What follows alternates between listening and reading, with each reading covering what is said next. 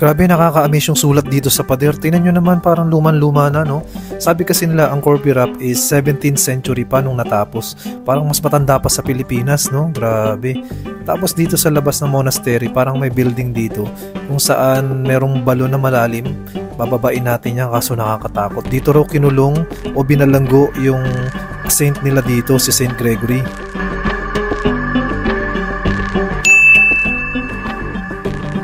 Bigla akong kinabahan dito guys, tingnan nyo yung bababain natin. Dito binalanggo yung saint nila, nakakatakot. Tapos ayun, nandito na tayo. Syempre labanan na natin yung takot natin. Medyo madilim siya sa ilalim. Tapos parang 3 floor yung bababain mo. Ayan, dahan-dahan lang tayo bumababa guys. Medyo maamoy yung hawakan, amoy kalawang. Tapos ito si Ate Nyuchi, pababa na rin. Hindi yan natatakot sa heights eh. Kaya go na talaga yan. Tapos sa likod, ito yung view natin. Ayan, akala ko hindi ko ulit siya mababa. Pero nakaya namin babain ulit. Of course, hindi kakayanin. Ayun ang gusto ko sa'yo. So ngayon guys, pupunta tayo doon. Sa tuktok nakakahingal kasi mahirap yung akyatan niya, matarik. Pero makikita mo naman yung view. Ganyan kaganda, diba? Sino yung mga patay? Kasi ito, sementeryo na yan dyan. This is our background. Yung monastery na. Finally, we're here!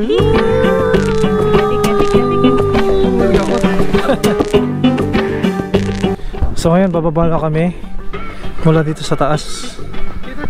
So ngayon, medyo mainit na ang panahon. Bakit may mga ano rito? Lawin. Mga palapate. So ayan. Rinig dito sa taas yung choir ng simbahan. Tataka nga ako bakit laging may mga dito sa Armenia, sa Georgia. Pag nakapunta kayo dito, mapapansin nyo maraming mga monastery sa tuktok ng bundok, sa may mga bangin. Hindi ko alam bakit ganun. Tanungin natin mamaya yung guide. Laging ganun. So ito, hinihingal sila. Yan yung dadaanan natin ngayon. Hanggang dun sa baba.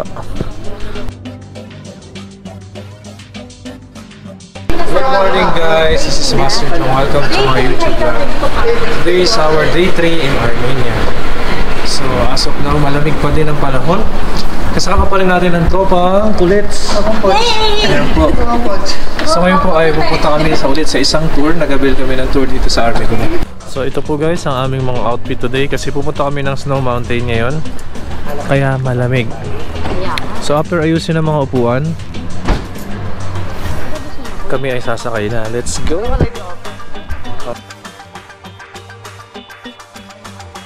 Hello guys, nandito naman kami ngayon sa aming first stop, ang Gegard Monastery. So ngayon, ito ang makikita nating view.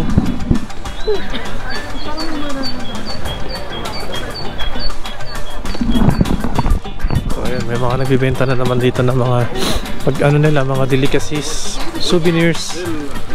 Armenian, Italiano, Espanyol. So ayun po mga kapuso, nagsiset up na sila. So ito po ang way papunta doon sa taas.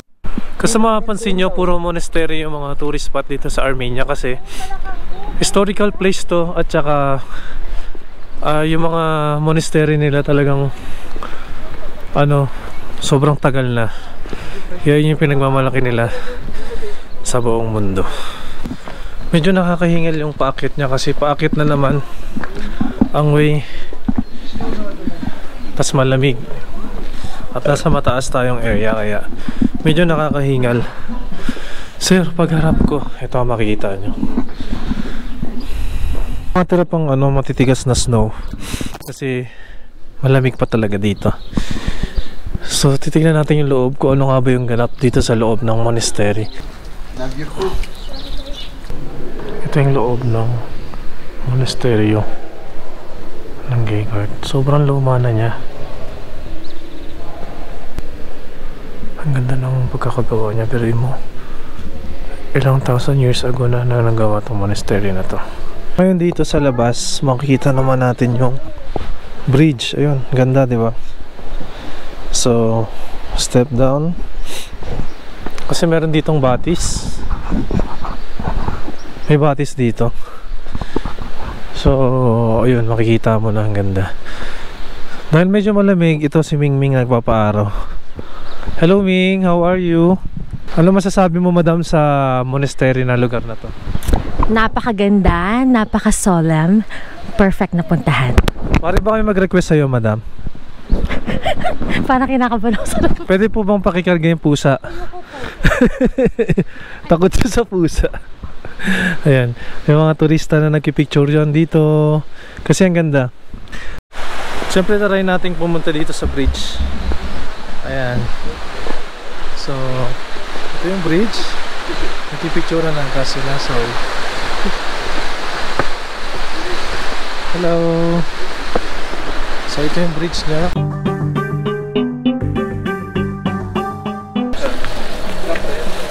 Dito sa Armenia, marami mga pusang pusang gala. Ito tinan mo guys.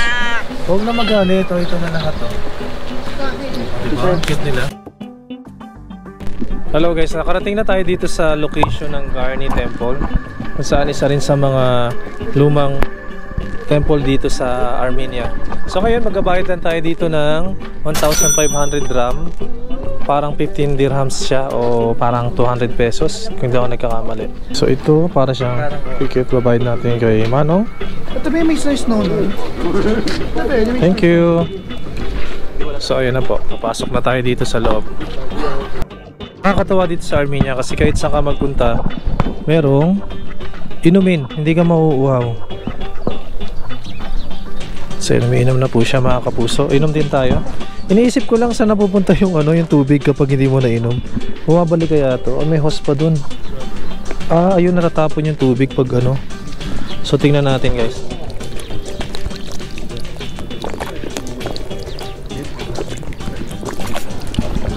Ayan, sarap. Very refreshing yung tubig.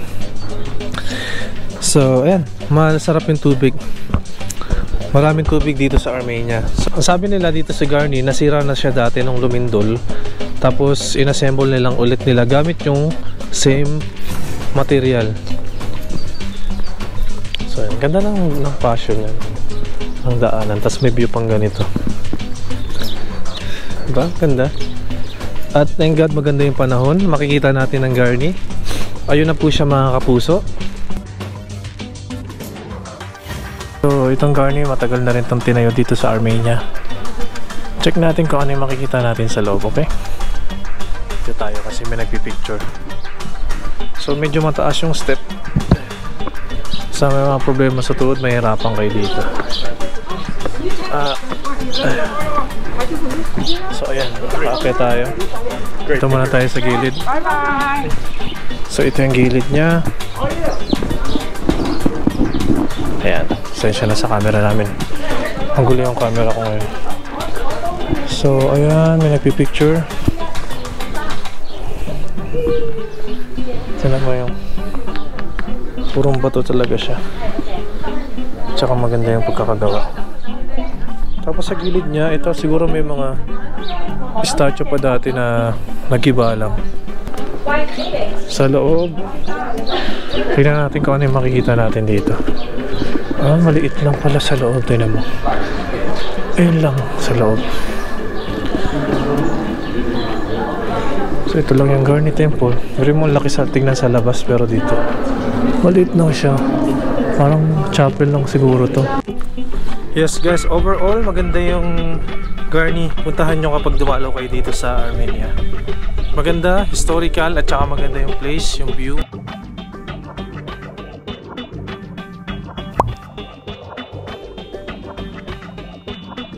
Restaurant ng Colette's, good for 6.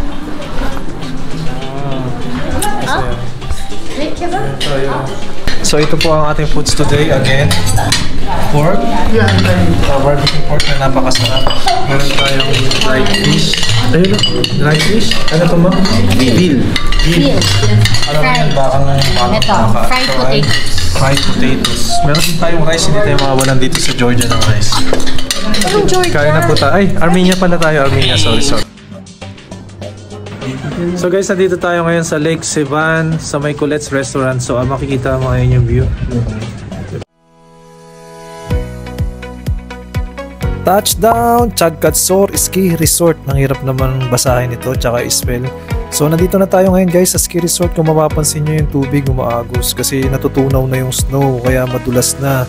Kaya dahan-dahan tayo sa paglalakad kasi baka madulas tayo guys. Tapos ito yung boat ticket nila, kailangan natin magbayad ng 3,000 MB o parang 28 dirhams o parang 400 pesos para makasakay tayo. Ayan na yung ticket natin guys. Sasakay tayo ng cable car paakyat dun sa taas. Ayan po mga kapuso oh. So ayan, nakasakay na tayo sa wakas at medyo nakakalula. Dinadaan na lang natin sa vlog para hindi tayo malula. Ang ganda ng view guys, promise. So pangalawang punta ko na dito, dati autumn, sobrang kulay. Ngayon snow naman. After ilang minuto, magla-landing na tayo. Kaya kailangan lang natin bilisan. Iangat na natin tong handle kasi mabilisan ng pagbaba dito guys. Sa ilawa tatlo, ayan na, di ba? Nakababa na tayo. So ayun yung mga kasama ko bumaba, medyo mahirap at madulas pero sobrang saya naman at enjoy ng view. Makikita nyo rin yung view rito guys, para ka nasa Canada no. Ang kapal kasi ng snow, ayan, inapak mo. So ibig sabihin talagang malakas yung snow nung nakakahapon kasi o nung isang araw nag-snow rito. Ayan, ang ganda ng view, para ka nasa Canada lang, di ba? O Switzerland o nasa Europe ka, di ba? Ang ganda. Ang ganda na nabili naming gloves din mo. Open siya dito. Oh. Open siya dito. Nalaglag yung cameraman ko sa ano. Open siya dito para pag magsa-cellphone ka, magagamit mo siya. Tapos i-close mo na lang. Pag hindi mo na, hindi ka na magsa-cellphone. Galing, di ba?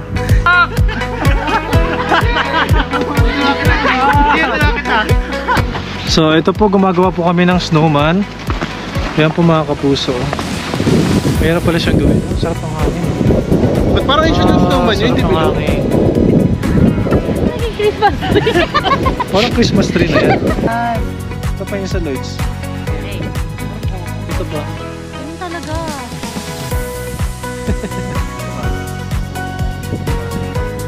Hi guys! So guys, bababa na kami. Grabe, may mga nakikita kami mga batang nakasakay ang tatapang. Nakakatakot ang taas. So ngayon ay ito, pababa na kami. Pero masaya, enjoy. At now, nandito naman tayo sa Nora Bank.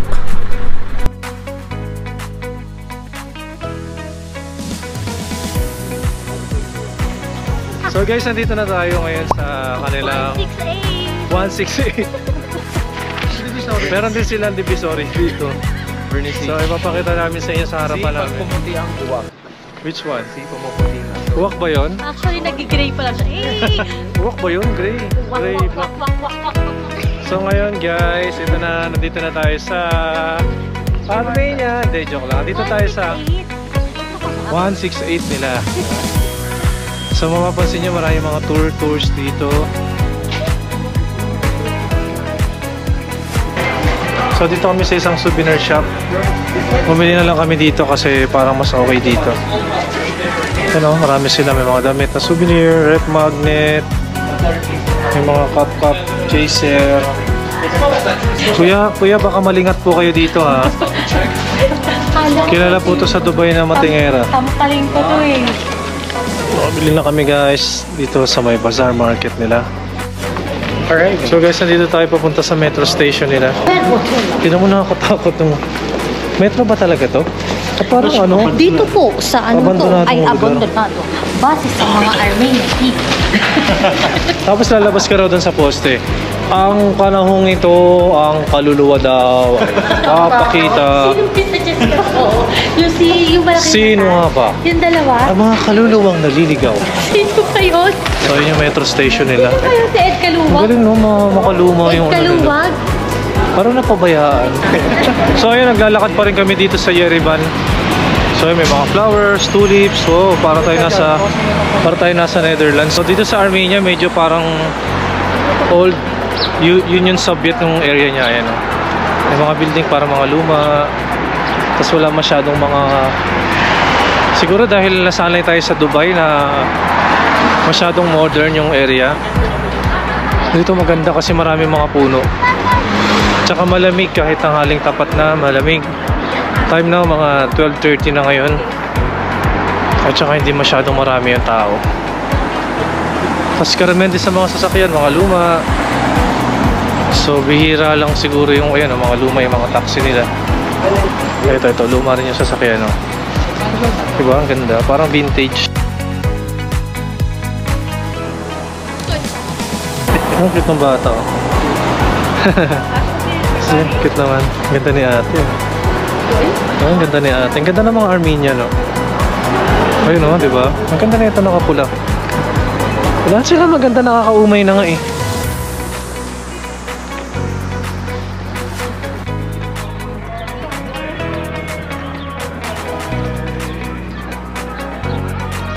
Ito yung order namin, King Kali. Sarap nyo yung kailangan nyo itong maitry. At meron tayong rice, syempre, rice is life. Yung rice nila may kasamang design. Tapos meron kaming pork, loin, and ribs. Sarap ng pork nila. Syempre, last day na natin dito sa Armenia. Meron tayong mushroom sauce at meron din tayo, mushroom soup, Meron tayong barbecue cheese, Ayan, barbecue cheese. At meron pa tayo syempre yung tinapay nila na sobrang sarap. Fresh mula doon. Ano na ginagawa ko? Ayan. Ginagawa nila yung tinapay. So, ayan guys. At meron tayong, anong tawag dito? Kumpo. Inaubos na namin. Order pa kami ng isa. Guys, pumunta kami dito. Ito yung pinakagusto kong drinks dito sa Georgia, sa Armenia. Masarap talaga to. Try nyo bumili.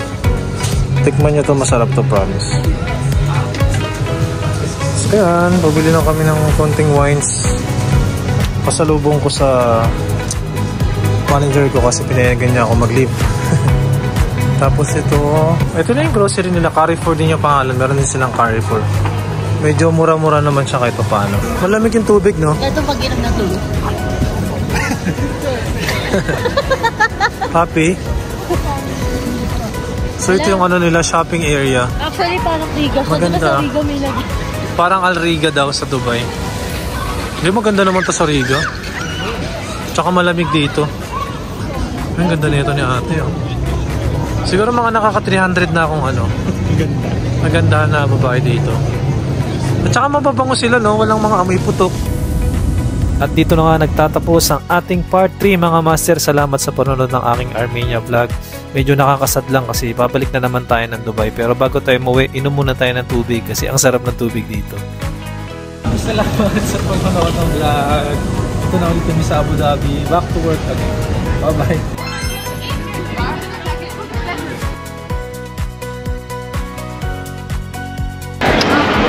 Tahimik lang ako sa umpisa.